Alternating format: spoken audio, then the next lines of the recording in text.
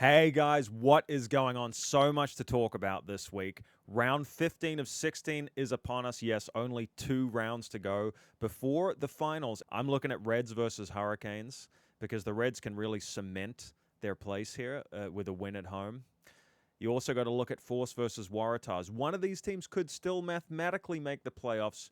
But guys, we're also going to break down who were the runners-up to Ardie Savea for Player of the Year. Very interesting from an Aussie perspective. I'm going to finish with that. But first, let's look at the Crusaders who are taking on the Highlanders.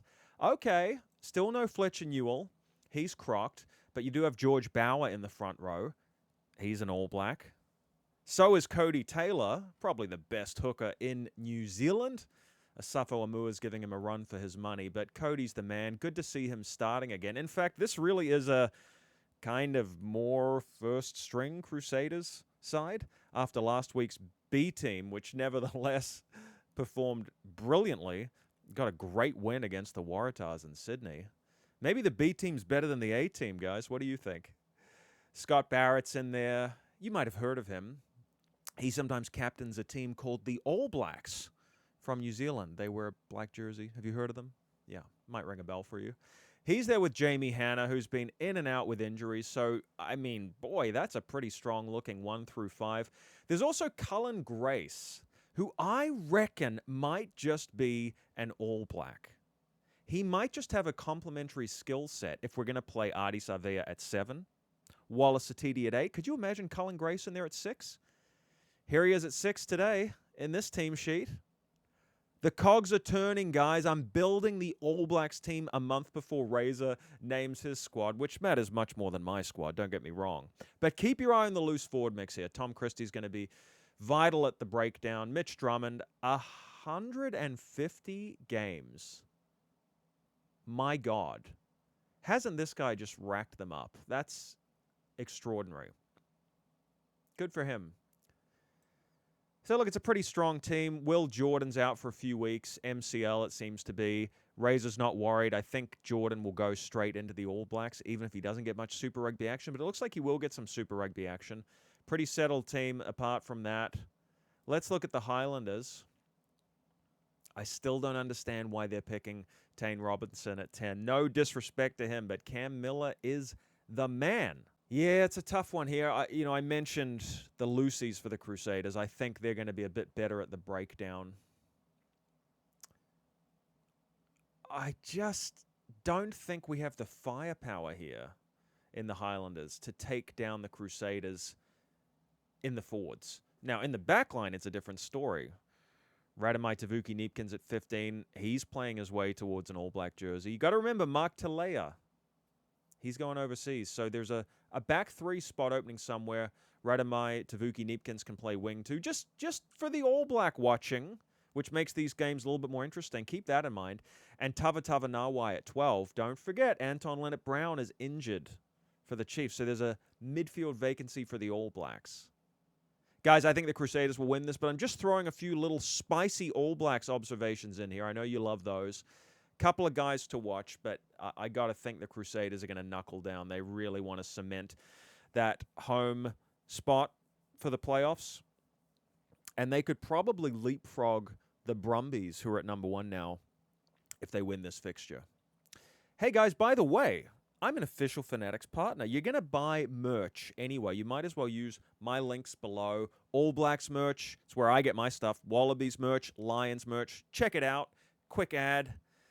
I only promote stuff that I use, and that's certainly a website I use. But let's move on to the Reds. These guys just keep chopping and changing at 10. Tom Liner's in now. Sometimes he's on the bench. I think the inconsistency at 10 is something they're going to rue. They are playing Tate McDermott now. He's the captain. Even he's been playing a bit less than you'd expect. But there's a much more important name than any that I've mentioned so far. Harry Wilson, Wallabies captain, is back at 8. He broke his arm. He's come back ahead of schedule. That is super important, not just for the Reds, but for the Wallabies. Harry Wilson and Fraser McWright, 7-8. What a damn combo. That could just be the difference maker. You could compare Harry Wilson to an Ardie Savea. Now, Ardie's the man. He's the best Super Rugby player of the year. He might be putting in the best Super Rugby season I've ever seen from an individual. But Wilson is a similar kind of talisman, a similar kind of glue that holds everyone together in his squad. So I'm really honestly happy to see him back. I was a bit worried. I thought it would be just cruel if he missed the Lions series for Australia. But he's back. We love to see that. Jock Campbell's been in good form. Yeah, guys, I just think it's interesting all the chopping and changing at 10. But let's look at their opponents, and we're going to talk about that position, number 10. It's pretty critical because Ruben Love is picked there again. Now, he's been a revelation. You'll remember Hohepa started the season. The form wasn't quite there. Ruben Love moved in. He's made the jersey his own. The Canes have been on a winning streak. But direct your eyes to the impact players. Brett Cameron, remember him? He steered the team beautifully last year at 10. He's a much more experienced 10 than Ruben Love, who's played more minutes at fullback. So the question was this week, okay, are we going to go with Ruben Love at 10, the hot hand, or are you going to get Cameron back in there? Well, it looks like Love's holding the jersey down. He's just so exciting in combination with Roy Gard. But look, when they get to the playoffs, you never know. You could see Cameron starting and Ruben Love drop to 15. I just think stick with what's working. Calum Harkin has been great at 15. He's got so much pace. Love the midfield of Umaga Jensen and Proctor. And look, most importantly, I mean, what's the truism in rugby? You got to win up front. Well, better chance of dominating up front with Tyrell Lomax back at 3. Very settled. Lucy's 2. Shields, Karifi, and Lakai, that's their best combination. So this is a gun team. The only concern is they're playing away from Wellington. They're going to be in Brizzy, mate. Great stadium up there. I love Suncorp. That's my favorite stadium in Australia. Just throwing that out there. Has anyone been there? Comment below if you have. It's just beautiful. The verticality of it, the atmosphere, it's unbelievable. I do love Bris Vegas. It's a good town. Oh, man, I don't know, guys. Like, if it was in Wellington, I would definitely be going for the Canes. They are showing they can win away from home, though. Let's go with the Canes. I was born in Wellington. I'm going to admit, though, I think emotion's clouding me. I think there's a lot of evidence that the Reds should probably win this game, but screw the evidence. Hey, let's move on to the Chiefs here. Hell of a good-looking team. Takiahau is back at 2. He wants to be back in a black number 2 jersey. I mean, Cody Taylor for sure. Asafo Amua for sure.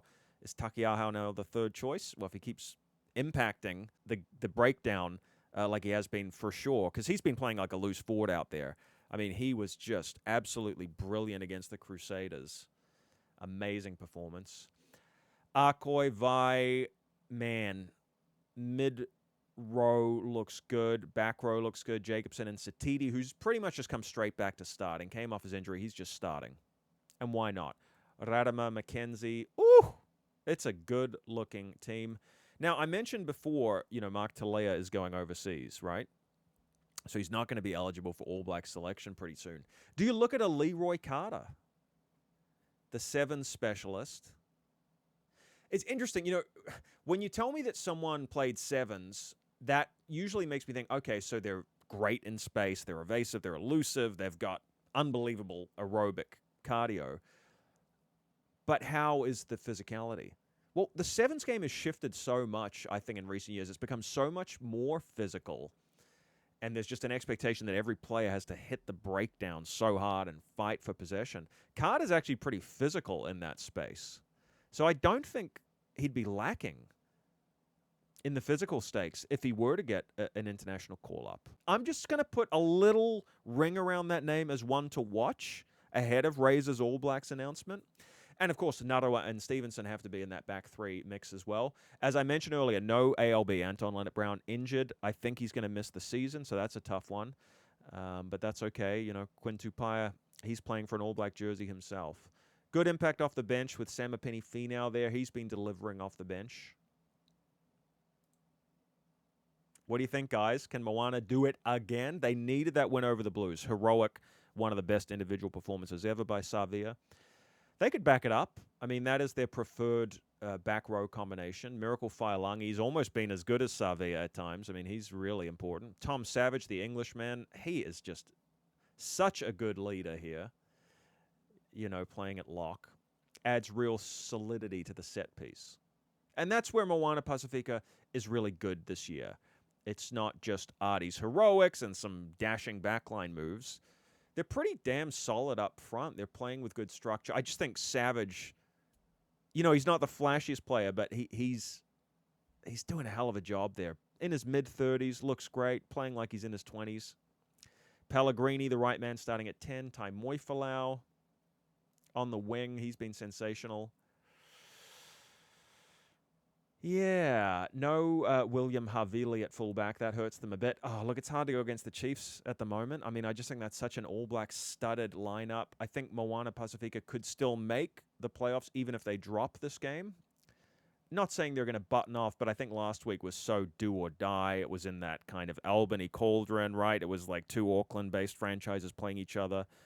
I'm just not sure the stakes have quite the same edge to it now that they won that game against the Blues. Got to go with the Chiefs here, guys. Breaks my heart because I want I want this team to make the finals and make a play at the grand final. That's the romantic outcome we all want. Guys, one other partner I just started working with, Flow Rugby. It's what I use to watch all my rugby. It's how I watch all these games. If you live in the United States like me, hit the link below. Amazing value. Endless buffet of rugby. Flow Rugby, it's the goods. All righty. Finally, Force and Tars. I immediately look at number 10 in both these teams because I'm thinking about the Wallabies. Lolesio, he's recovered enough. He's been cleared of a serious injury. You might remember he was stretchered off. He's going to be okay. He should be eligible for Wallabies selection. But what if he's not? And also, what if Joe Schmidt sort of errs on the side of, hey, I want to pick a guy that's going to be around in 2027 for the home Rugby World Cup? He's thinking about that. Now, look, if Lolesio really is the clear standout number 10, Schmidt will pick him. But if it's close, he'll go with someone who's going to stick around. So let's look at the 10s in this game. Ben Donaldson's back. He's definitely the best 10 in this squad, and he's playing with Nick White. So experienced, great Wallaby. Great rugby man, Nick White. So very good to see that. Carlo Tizzano also has shrugged off his injury at 7. You got Darcy Swain in there. Much closer to a full-strength team. Kurtley Beale's on the bench this week, which I can understand. I mean, he's got to be mid-30s. He kind of came right back into starting after like almost a year of not playing rugby at this level. So he's done pretty well with his starts. But speaking of 10, let's look here. Tane Edmonds starting there. But Lawson Crichton, who obviously can play 10, he's at the back. So interesting. We're going to see two 10s running around. Obviously, Joseph Suali'i still nursing that broken jaw, recovering from concussion. You're not going to see him anytime soon. It's a good-looking team. Callaway at 14 stood up pretty well, playing at fullback last week. He's in good form. Langi Gleeson has been just absolutely so consistent. Taniela Tupou there at number 3. The Wallabies really might need a big mobile unit like him. You got Angus Bell at 1. It's a good-looking team. I'm going to let you guys pick this one. I'm just on record. I don't think either of these two teams will make the top 6 when all is said and done, but they're fighting for a possible place here. So there are stakes on this game. There is still a pathway, but you've got to win. So this is a do or die for these teams. So that makes it a pretty juicy clash. Let's finish up with Ardie Savea. Give him his plaudits. Player of the year, clearly, right? And look, I mean, there was no one who could run him down. Look at how far ahead he was on the log. But I wanted to show you this because we've all been talking about Ardie, but look at some of these other names. Obviously, Damien McKenzie's in there. No big surprise. But look at this from an Aussie perspective. Tom Hooper from the Brumbies. Carlo Tizzano, Fraser McWright, 2 number 7s. Langi Gleeson, another Lucy.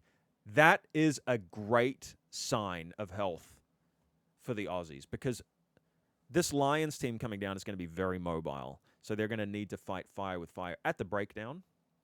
And you're seeing names there that can do that. And what this shows you is they've been performing consistently. Not just great one week, go missing the next. If you're on this list, you've been pretty consistent. So I just wanted to show you that that's a sign of health for the Aussies. If I have some Aussie subscribers out there, I appreciate you guys. I know I give the Wallabies a hard time, but, I was born in New Zealand. What do you expect? I actually am rooting for the Wallabies big time on this tour, and it's good to see. Good to see these guys in form. And, of course, Tavatava Nawai down the bottom for the Highlanders. Remember, no ALB. probably not going to be in the All Blacks squad, not the initial one anyway. Could Tavatavanawai sneak in? We'll see. All right, guys, bit of a longer one this week, but there was so much to break down. I am excited. I will be back to talk through round 15 with you very soon. I can't wait. Have a great week. Enjoy the footy watching. I'll see you soon. Take it easy, guys. Bye for now.